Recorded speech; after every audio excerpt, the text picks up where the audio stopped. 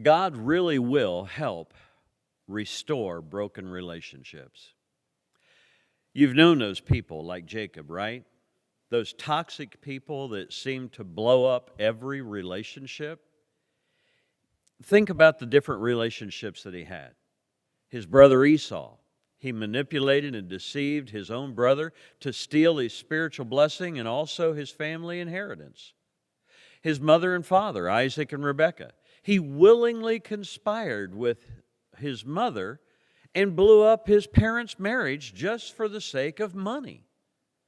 His wives, yes, I said wives, Leah and Rachel, his favoritism of one over the other and his lack of sensitivity blew up the relationship between those two sisters to the point where they could hardly speak to each other because they were so jealous and envious of each other. Each of them had servants, Bilhah and Zilpah.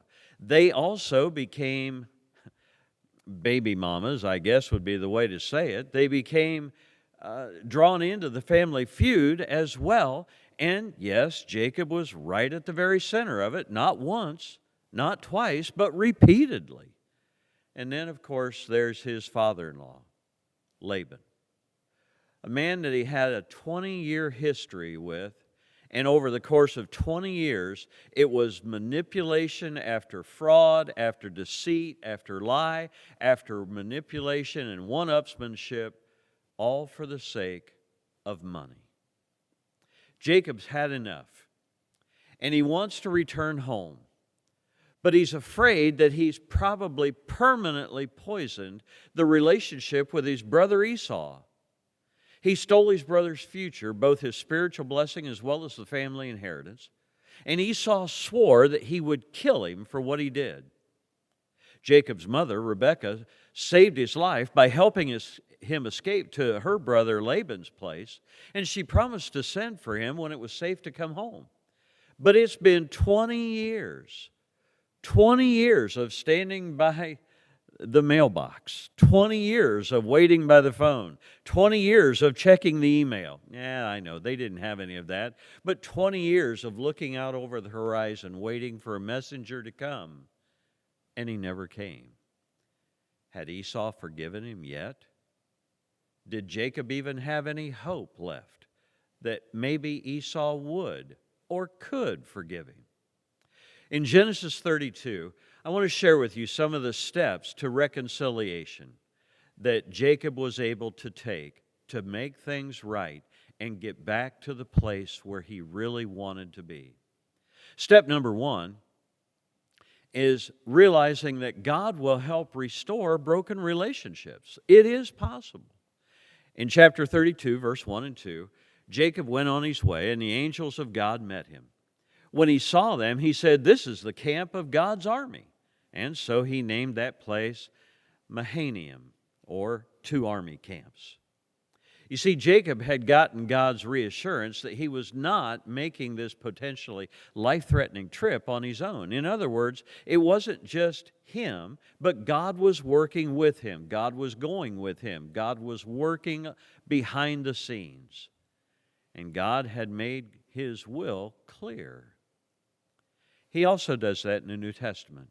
For example, in Romans 12, verse 18, he says, "If possible, as far as it depends on you, live at peace with everyone."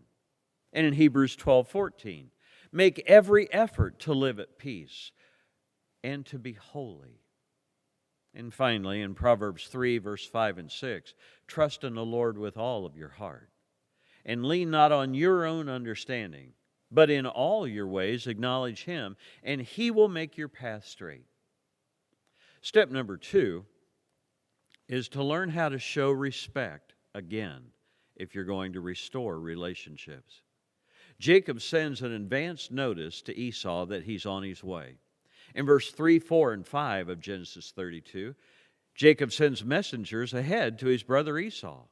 He says, "Your servant Jacob says, I have lived with Laban all of these years, and I send this message to you and ask you to accept us." Learning how to show respect to others again is crucial to establishing and reconnecting those relationships. Because honestly, that's probably what broke that relationship to start with. That sense of not showing respect to someone else. But instead, if we'll give them advance notice instead of just dropping by out of the blue or dropping our surprise on them, that advance notice a lot of times allows them necessary time to prepare their own heart. A third step in restoring broken relationships is overcoming your fear that inevitably will be there. In verses 6, 7, and 8 of Genesis 32, it says, "We met your brother Esau, and he's already on his way to meet you." Well, there was good news, right? But the bad news is his servants reported to Jacob, and he's bringing an army of 400 men with him. Jacob was terrified at that news. All of the family, his wives, his sons, his servants, all of the herds and flocks, he divided everybody that he had into two different groups. And his thinking was this: if Esau attacks one group, then maybe the other group can escape. Now, in all likelihood, Esau didn't trust Jacob either when he heard that he was making his way back to meet him. That's why he probably gathered his own troops. And likewise, Jacob didn't trust Esau that he would come in peace either. But Jacob had been doing what God wanted him to do. And that's why he was willing to make every possible plan to overcome his fear so that he might restore that relationship. In verses 9 through 12 of Genesis 32, it says that Jacob prayed, "O God of my grandfather Abraham and my father Isaac, O Lord, you told me, return to your own land and to your relatives. And you promised me, I'll treat you well. I'm not worthy of all the unfailing love and faithfulness you've shown to me, your servant.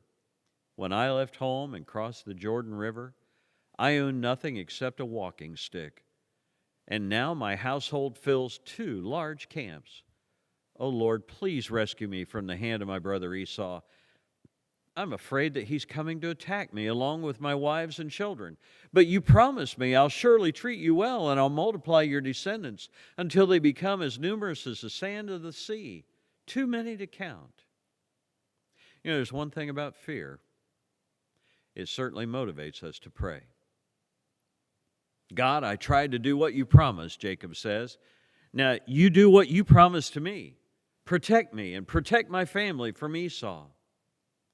Jacob would spend the entire night in prayer because he was absolutely terrified of what the next day was going to bring.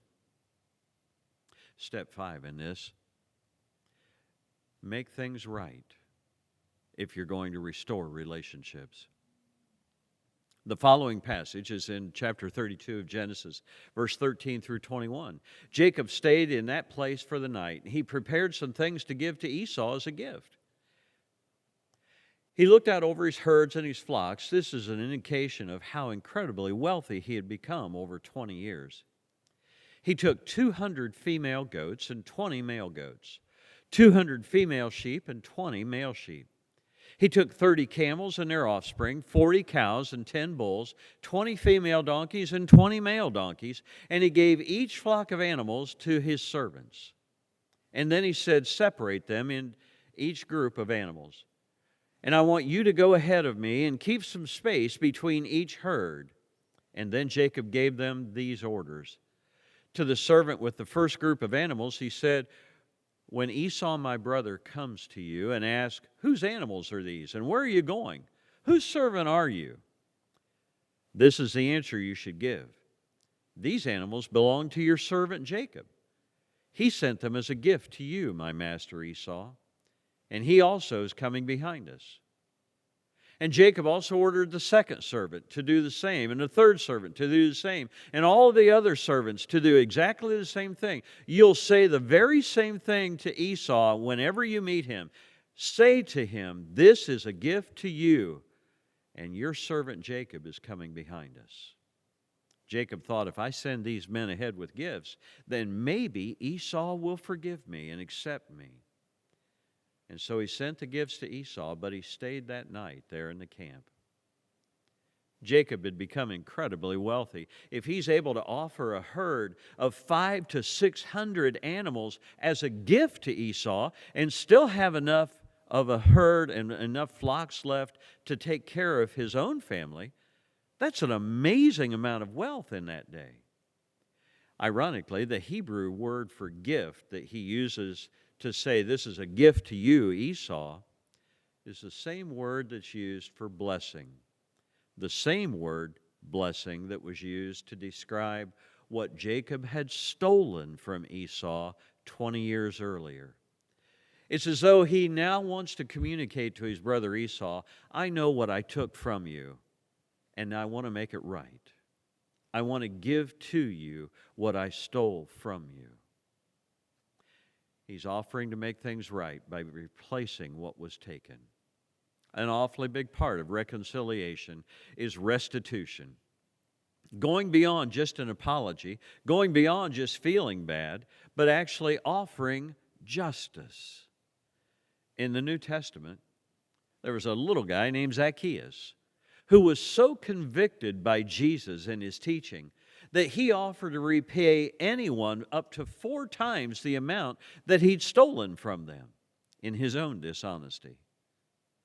You see, if we're going to make things right and show and prove to God and everyone that we're serious about restoring relationships, we need to make sure that we do everything we can to do just that and make things right. Step number 6 is to stop fighting God and be honest about who you've been if you're going to restore relationships. That night, it says in verse 13 and following, Jacob got up and began moving his 2 wives, his 2 maids, his 11 sons all across the Jabbok River at the crossing. And after he sent his family across the river, he sent across everything else he had. And then it says in verse 24 of Genesis 32, Jacob was left alone. And in that moment of quiet, in the middle of the night, he found himself wrestling, not with himself, but with an angel from God. The man fought with Jacob until the sun came up, and when he saw he couldn't defeat Jacob, he touched Jacob's leg and put it out of socket. And then he said to Jacob, let me go, the sun's coming up. And Jacob said, I will not let you go. You must bless me. And the man said to him, what is your name? Say your name, Jacob. Tell me who you are. Tell me who you've been. And that's exactly what Jacob does. My name is Jacob, the deceiver, the liar, the tripster. And then the man says, your name will no longer be Jacob. Your name will now be Israel. I give you this name because you fought with God and with man, and you have prevailed. Jacob then asked him, what is your name? He says, why do you ask? And then he blessed Jacob at that place. And so Jacob named the place Peniel. And he says, I have seen the face of God, but my life was spared. And the sun came up as Jacob left Peniel, and he was limping because of his leg. More than likely, Jacob may very easily have assumed at first that it was Esau who had jumped him in the middle of the night. And that entire night was spent in a constant wrestling match. Now, there may have been a real person there, or it may have just been a figment of his imagination. It may have, in fact, been an angel, as Scripture says. But the bottom line is, all of us who have wrestled with a guilty conscience know what it is to have a restless night where we're constantly wrestling.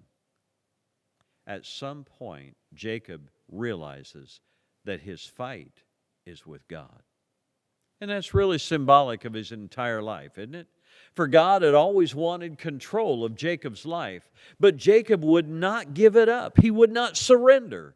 And instead of living his life, trusting God, Jacob had always wanted to try to do everything his way, to try to get a leg over on somebody, to try to get a leg up on somebody, and to try to hold on as hard as he could to be in control. And finally, he comes to grips with the fact that he can't control everything. Eventually, God forces Jacob to admit, I'm a heel grabber, I'm a tripster, I'm somebody who spent my entire life tripping other people up. And that's when God tells him, that's got to change. That's going to change. From here on, you'll be called Israel. Leave that in the past. And the reason is because Israel's meaning is he who fights victoriously with God. Jacob's limp would be a constant reminder to him that no matter how long he tried, he could never defeat God. And that brings me to the last step in how to restore relationships, and that is you have to ask for it.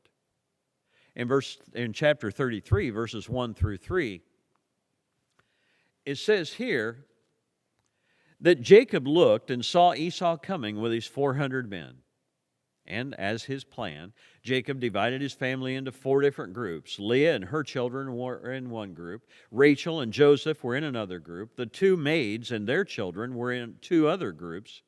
And Jacob put the maids and their children first, and then he put Leah and her children behind them, and then he put Rachel, you might remember Rachel was the one he loved the most, he put her in the last group.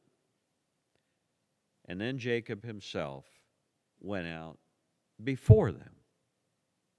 While he was walking or limping toward his brother Esau, he bowed down to the ground 7 times in his presence. You see, eventually we have to find the courage to face what we fear the most. You've probably heard the phrase, courage is not the absence of fear, but acting in spite of it.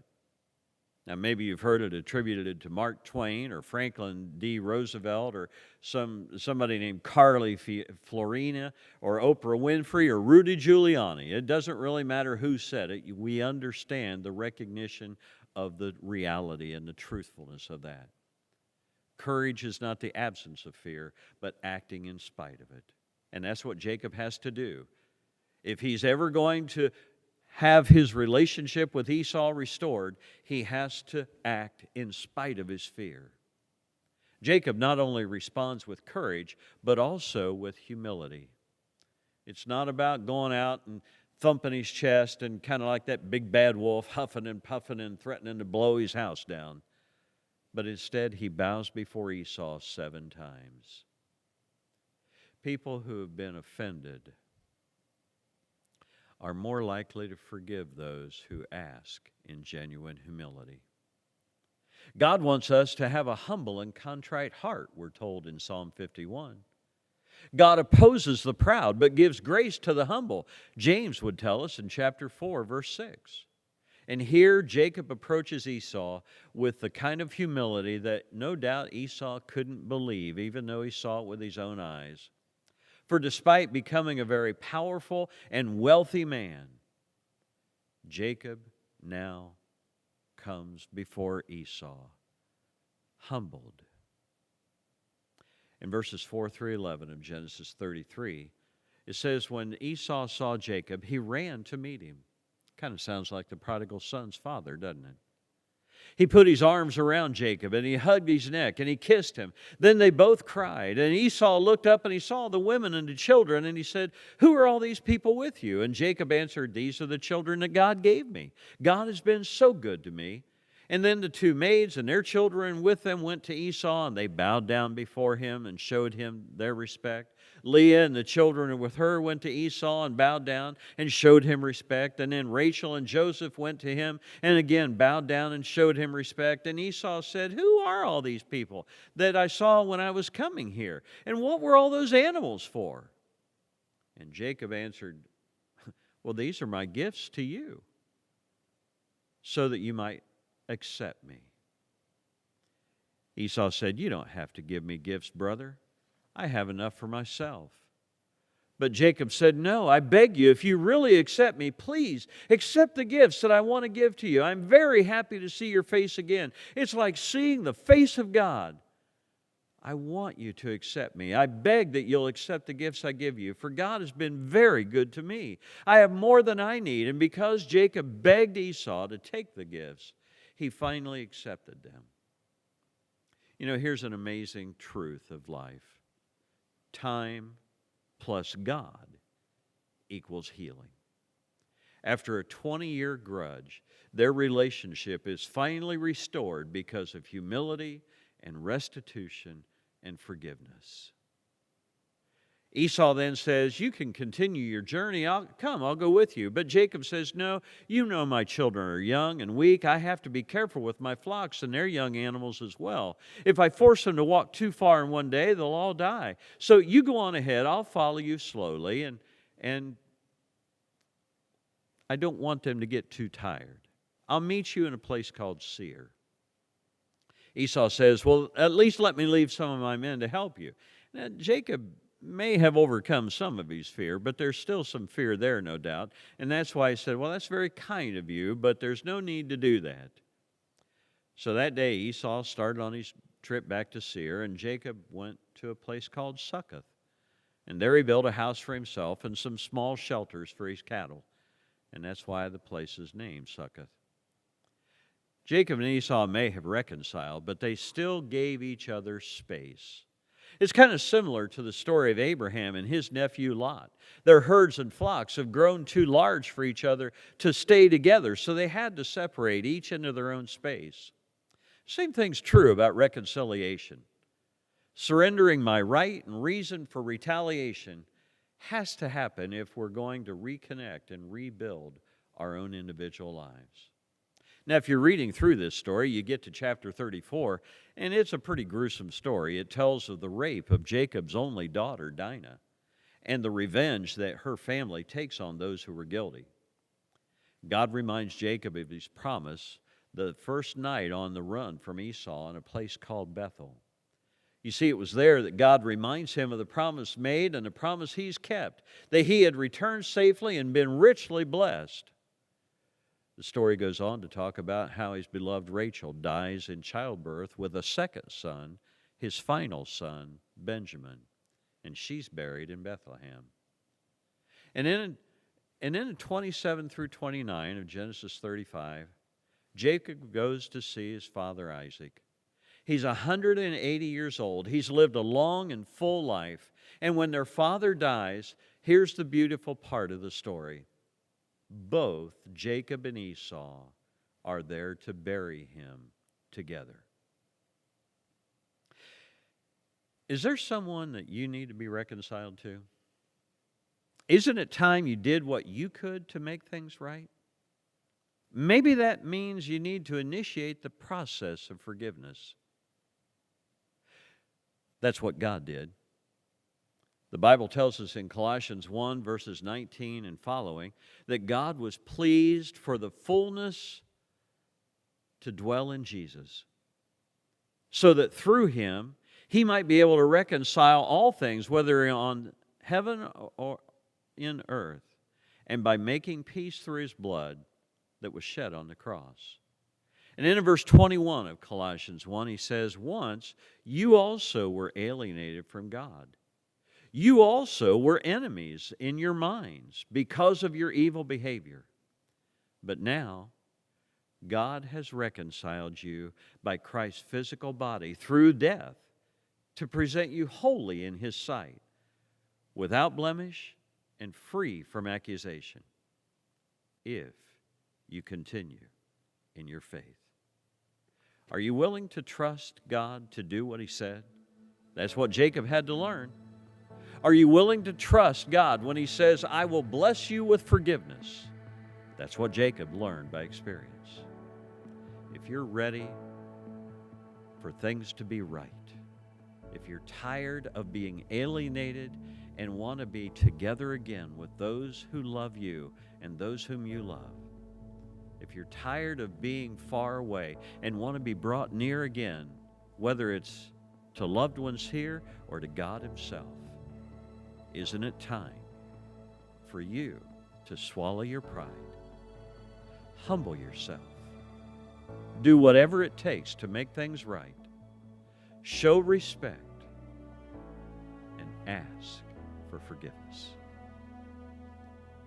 It's a great place to start in making things right when everything has been wrong.